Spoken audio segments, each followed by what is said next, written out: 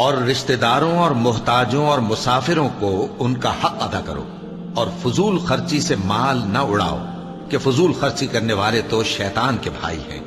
اور شیطان اپنے پروردگار کی نعمتوں کا کفران کرنے والا یعنی ناشکرا ہے۔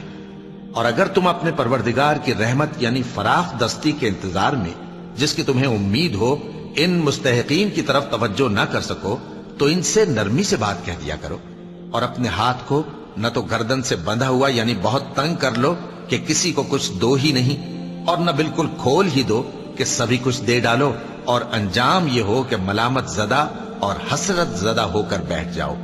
بے شک تمہارا پروردگار جس کی روزی چاہتا ہے فراخ کر دیتا ہے، اور جس کی روزی چاہتا ہے تنگ کر دیتا ہے، وہ اپنے بندوں سے خبردار ہے اور ان کو دیکھ رہا ہے۔ اور اپنی اولاد کو مفلسی کے خوف سے قتل نہ کرنا